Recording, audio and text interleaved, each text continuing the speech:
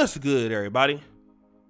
It's your boy, O'Shea Dude Jackson, back at it again with another episode of The Celebrity Jump. And guys, I want to give a shout out to Alpha Male Strategies YouTube channel because last week he had me on his show. He has this really heavy hitter collaboration series called She's for the Streets, and he brings on, you know, a lot of guys that are popular in the space. Not all of them are dating coaches. There was Kevin Samuels on there recently, mediocre tutorials and reviews. Your boy made the cut. I was glad to be over there. Austin Dunham was there.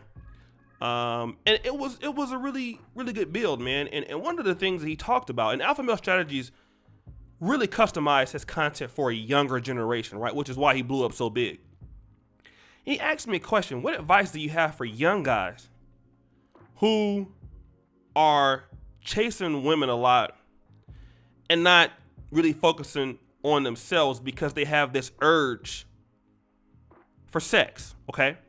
And he mentioned something that was very crucial in that question. He said, because, guys like us, we 40, man, 35. The testosterone level isn't what it used to be. And, it's kind of hard thinking about it, as a guy that's getting to 40. You don't think about, well, my testosterone level is decreased, and that's why, some of the things that I used to do, I'm not thirsty for. Even it's a big difference in how I approach life than I did when I was 30, because my testosterone levels are not what they used to be. Not saying that it's hella bad or anything, but it's just not, right? I can focus more on what I'm doing. I can itemize what I'm doing and not focus so much on women and just really work all the time. But when you're a young guy, under 30, and a lot of older guys in the comment section can tell you, hey man, when the wind blows, like Eddie Murphy used to say, you ready to go, okay? You had that urge to get some booty. You got that urge to want to holla, got that urge to want to kick it. And, black men, man, we have more testosterone than other groups. So, when we had that urge, man, it's on and cracking, especially some of the late bloomer guys, when you turn like 26, 27, 28, let's say you didn't get none when you was 20, 22, but around 26, 27, 20, 29, hey man, you're gonna do a lot of screwing to make up for lost time, and that is to be expected. Okay, I'm not trying to tell guys what they should and what they should not do, but I would like to tell you what I believe that you need to understand. And I said this on Alpha Male Strategies show. Put down the goals that you want in your life. If you're a young man, I don't even care if you're an older black man, you're divorced. For me, put down what you want to achieve in your life on one sheet of paper. Okay? But before you make any decision, I want you to do that. If it's a car, if it's a house, if it's a particular field you want to go into, if it's a dream that you have.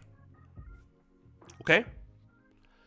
And if the urges that you have nothing to do with what's on that sheet of paper,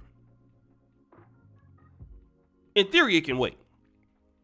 Now, I know it's harder to say that than not. And I've made my own mistakes. Even in medical school, bro, I'll be honest. I've lost some valuable time, man, at least a year of my medical career because of not staying focused on what I should be doing. Okay? I don't want that for you. I don't want that for you.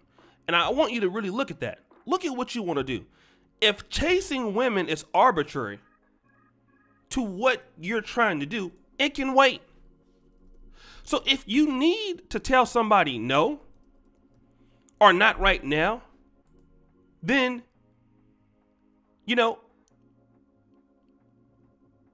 about that. Okay? Think about that. Because if it's arbitrary, it's unreasonable, it's not supported, then don't do it.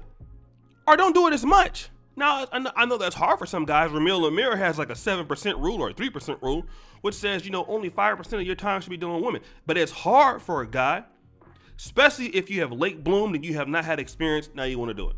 I will tell you this. Life gets sweeter as you get older, okay? Take it from me. Take it from a guy like, I'm 40, so I remember very well what it was like to be 30. I remember what it was like to be 20. I'm not so far removed from that generation. I understand. And for a lot of young black men, you know, you'll mess around, be with a chick, you know, you and her in the moment. Right now you're 23, she's 23, okay? She's hot right now. She's good looking right now. She might want to get married right now, but you're not thinking about 10 years. She's 33, you 33, you might still be looking young, and then she may not. Then the chick that you might be wanting to talk to is now 22, 21. And, you know, she might be entitled now, you know, she don't want to give it up or something. And then, you know, you're there. And then, so a lot of times, a lot of guys get into relationships when they're young, you know, thinking that this is the one for you all the time. And then you find out that, damn, man, she's really not for me. She's really holding me back. And you have to achieve these things a lot of times on your own, from mentorship from other men. Sometimes it can be men from different races. You got to put your goals first, man, because as a young guy, even as a black man that's 40, you know, look at Kevin Samuels. He's 51. He just blew up. I met him when he was 47. Okay. So you're still a young man. It takes time for young black men to develop. It takes time for any man, but young black men in general, you know, if you listen to Kevin Samuels' story, dad wasn't there. He had to do a lot of things on his own, make something of himself to get to where he's at now. Same thing with a lot of you guys. You know, some of our brothers, man, have had you know, and Andre Hatch is one of those brothers. He had a father that kind of told him, you know, what he should be doing. Pocket watching with JT. Shout out with Tim. I just had him on the show yesterday. He had a father that was in his life. You know, my dad was in my life here and there, but my dad didn't come from any kind of structure of understanding how money works or business works, stuff like that. So if you're a younger guy, man, it takes time, man. You have to really dig yourself out of a hole. And a lot of times, a lot of the young women that you're dealing with, man, they come from the same background. They don't know. And so if they don't know and you don't know, then you're going somewhere, nowhere fast. So you're going to have to put yourself in a logical situation to look at how much it costs to be, if you want to be a husband, if that's the goal. How much does it cost to do that? How much does it cost to be able to try to retire? You know, because you gotta look out for yourself in the future. Because you will be, if you don't, you know, if you don't die, you will get old, right? And you have to plan for those things. Because nobody's gonna plan these things for you, okay? There's plenty of guys that made a lot of money and 65 hit and they broke. You don't want that for yourself, okay? You really gotta understand that it's gonna take you a longer time usually to develop. Now with platforms like mine and other guys, you know, that can kind of help speed things up, and there's more help on the internet now. Hopefully, you won't have to struggle like a lot of us did, because the game is now there, so you can adapt to it. But you need to give yourself a chance to become the young black man or become the man that you need to be. And a lot of times, what will stop you is women. I'll tell you, I stayed at home, man, until I was 34 years old. Folk laughed at me. People, you know, talked about me. But where am I at now? Okay, we're not talking about where I was then. We're talking about where I am right now. And where I am now is not too many folks can laugh at me. When I go to the bank, okay, ain't nobody laughing. All right. When I was 34, I was living at home with my mom, working every day, trying to save up to come to medical school. Now I'm 39, I'm about to be 40 in 2 weeks. Okay. Now it ain't funny no more. It don't matter that I was staying at home when I was 34. What matters is where I'm at now. People talk about Kevin Samuels. Oh, well, look what he did in his past life. Where he's at right now is where it matters, right? He got money right now, okay? So all of those years he was hustling and grinding, look where he's at right now. So you got to understand, man, that it take you time to do what you got to do. It's not always easy. You know? So guys, what do you think? It's your boy, O'Shea Dick Jackson, back at it again with another episode of The Celebrity Junk. I really appreciate you for all that you do. Subscribe, hit the bell. Check out the first comment, pinned to the top. Check out the Black Men of Perf t-shirts.